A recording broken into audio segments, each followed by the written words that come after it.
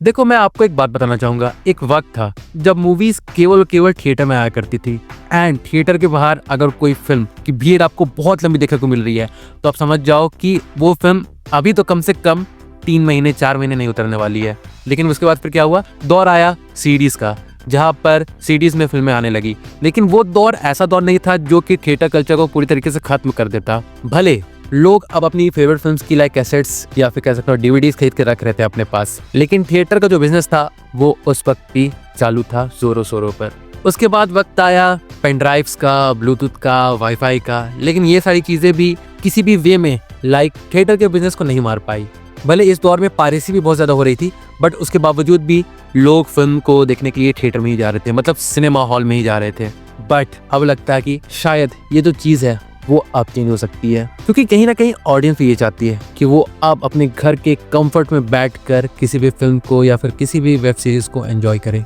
जहाँ पर web series की बात तो हम समझ सकते हैं, लेकिन फिल्मों को अगर सही में एक्सपीरियंस किया जा सकता है तो वो केवल एक बड़े सिनेमा हॉल में ही है। मतलब आप खुद इमेजिन करो, आप एक फिल्म को देखने गए हो थिएटर में, आपके साथ 50 लोग और है उस थिएटर में, एंड जो चीज़ आप फील कर रहे हो उस पार्टिकुलर टाइम पे वही चीज़ और 50 लोग फील कर रहे हैं आपके साथ साथ। और वो जो मोमेंट होता है ना, जहाँ पर आप उस फिल्म के इमोशंस को कई सारे लोगों के साथ एक साथ फील कर पाते हो, वो एक ऐसी फीलिंग को लाइक जन्म देती है जो कि आप अपने घर के कंफर्ट पे बैठ के महसूस नहीं कर सकते हो। नो वे। भले आप ये कह सकते हो कि मैं खुद अपने घर पे 10-15 लोगों को लेके आ जाऊंगा, लेकिन एक फिल्म को सिनेमा हॉल में देखने का जो एक्सपीरियंस है उस चीज़ को कोई भी रिप्लेस नहीं कर सकता है। बट अब तो लग रहा है कि ये चीज़ें चेंज होने वाली है। जब से हमने ये सुना था कि नेटफ्लिक्स वार्नर ब्रोस को बाय करने वाला है, भले उस चीज को लेके अभी मुझे नहीं पता कि डील कहाँ तक पहुंची है, लेकिन मैं ये कह सकता हूँ कि जब से इस चीज की अफवाह उड़ी है या फिर जब से ये अनुमान लगाया जा रहा है कि शायद इस बार नेटफ्लिक्स वार्नर ब्रोस को खरीद लेगा, या फिर ऐसा कोई भी इवेंट होगा जहां पर कोई स्ट्रीमिंग कंपनी कोई एक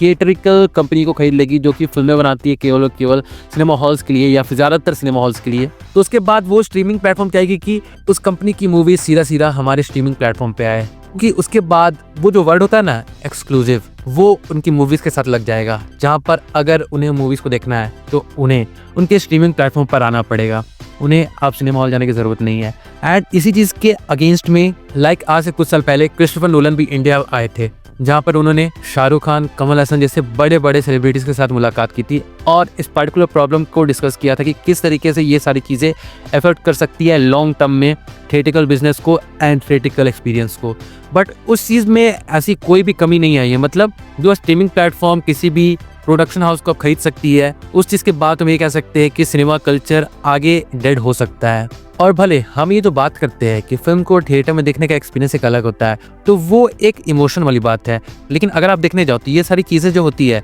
वो वर्क करती है कब, जब लोग पैसे लगाते हैं। और पैसे कब आते हैं, जब बिजनेस अच्छा चलता है। और ये तो हर जगह की रीत है कि लोगों को इवॉल्व होना पड़ता है अपने आइडियाज़ के साथ, एंड मे भी हो सकता है कि थिएटिकल बिजनेस को मार के स्ट्रीमिंग प्लेटफॉर्म पर सारी चीज़ों को लाना ये भी एक एवोल्यूशन हो। एंड इस चीज़ को हम केवल इमोशन के नाम पर सपोर्ट नहीं कर सकते, क्योंकि ज़्यादा से ज़्यादा हम क्या कर सकते हैं, हम किसी फिल्म के लाइक टिकट को खरीद सकते हैं, उस फिल्म को थिएटर में जाके देख सकते हैं। लेकिन ऐसी भी बहुत बड़ी ऑडियंस है जिसके पास आज के वक्त इतना वक्त है नहीं कि वो किसी फिल्म के लाइक टिकट को बुक करे, अपने घर से निकले, पेट्रोल खर्च करे या फिर लाइक ऑटो या फिर कैब्स के लाइक चार्जेस को बेयर करे, उसके बाद वो सिनेमा हॉल विजिट करे, उसके बाद जब तक फिल्म खत्म नहीं होती है तब तक वो वहाँ पे बैठे रहे। या फिर कह सकता हूँ कि अगर उन्हें सिनेमा हॉल में बैठ के कुछ खाना है तो वहाँ के एक्सपेंसिव आइटम्स को वो परचेज करे, उसके बाद वापस आने के लिए अगेन अपने एक्सपेंस को बेयर करे। तो अगर इतनी सारी चीज़ें करनी है तो उसके जो सब्स्टिट्यूट में स्ट्रीमिंग प्लेटफॉर्म वाला बिजनेस है वो ज़्यादा सूटेबल सही में लग रहा है,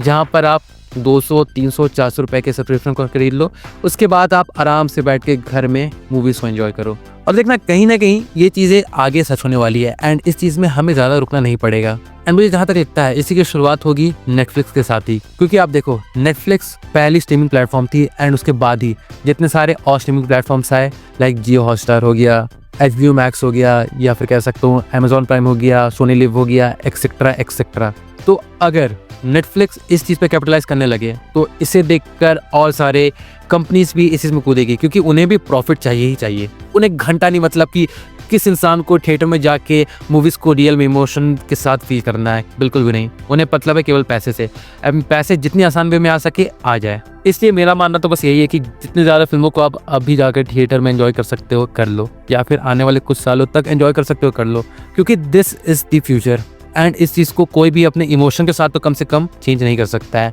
हाँ, भले हम ये कह सकते हैं कि ये सारी चीज़ें चेंज होने में कम से कम अभी 15, 20, 25, 30 साल लग सकते हैं, लेकिन अगर कोई एक स्ट्रीमिंग प्लेटफॉर्म, खास करके अगर नेटफ्लिक्स इस चीज़ में कूद गई, तो उसके बाद इस चीज़ में इतनी ज़्यादा रफ्तार आएगी कि उसके बाद आपको देखने को मिलेगा हर दिन किसी ना किसी न्यूज़ आर्टिकल में कि cinema halls are collapsing because of the failure of return of investment. And इसके बाद जो डिस्ट्रीब्यूटर्स, सब डिस्ट्रीब्यूटर्स, ये वाले जो लोग होते हैं जो फिल्मों को थिएटर तक पहुंचाते हैं, उनका बिजनेस भी बहुत हद तक कोलैप्स कर जाएगा। एंड वो भी कहीं ना कहीं एक नया सब्स्टिट्यूट ढूंढने लगेंगे अपने बिजनेस को आगे बढ़ाने के लिए, या फिर किसी एक नए बिजनेस में जुड़ जाएंगे। एंड मुझे तो लगता है कि आगे चल के शायद सिनेमा हॉल, मतलब किसी फिल्म को सिनेमा हॉल में देखना एक लग्जरी कंसिडर किया जाने लगेगा, या फिर और वक्त बाद लोग अपने बच्चों को कहेंगे कि एक वक्त पे एक ऐसी जगह हुआ करती थी जहाँ पर फिल्में रिलीज हुआ करती थी, एंड वहाँ पर लोग झुंड में आके किसी फिल्म को देखते थे, किसी फिल्म को एक साथ फील करते थे, किसी एक फिल्म को एक साथ एंजॉय करते थे। बट दुनिया चेंज हो रही है,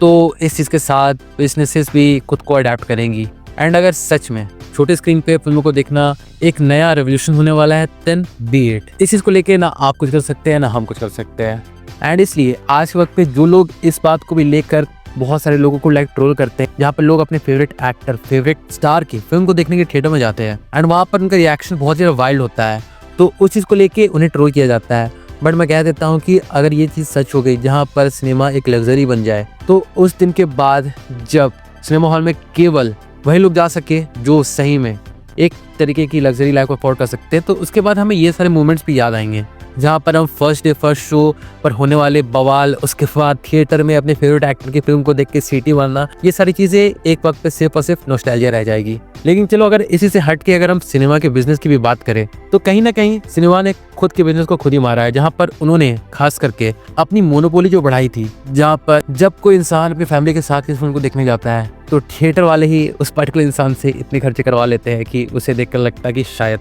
घर के कंफर्ट पे बैठ के आराम से फिल्मों को देखना शायद आज के वक्त पे वही एक लग्जरी कंसिडर की जा सकती है। एंड इसलिए अगर ये सारी चीज़ों को लेकर लोग अडेप्ट होने वाले हैं एंड बिजनेसेस खास करके इस चीज़ को लेकर चेंज होने वाली है, देन बी इट। और जाते जाते मैं बस ये बोलना चाहूँगा कि आज के वक्त पे जो लोग इस चीज़ को जितना ज़्यादा एंजॉय कर पा रहे हैं उतना ज़्यादा अच्छा है, because soon this is going to be extinct. And with that being said, चलिए मैं वीडियो को यहीं पे कंक्लूड करता हूँ। तो अगर देखा जाए तो यही था मेरा ओवरऑल ओपिनियन इस पर्टिकुलर टॉपिक को लेके। अगर इस बारे में आपका भी कुछ सोचना है या फिर आप भी कुछ कहना चाहते हो, तो डेफिनेटली से अपने व्यूज़ को आप कमेंट सेक्शन में लिख के जरूर से बता सकते हो। मैं जरूर से जानना चाहूँगा कि इस बारे में आपके थॉट्स किस तरीके के हैं। So do drop your views in the comment section. और हाँ, बाकी फिर चलिए मिलते हैं बहुत जल्द एक और नए वीडियो के साथ। तब तक के लिए बाय।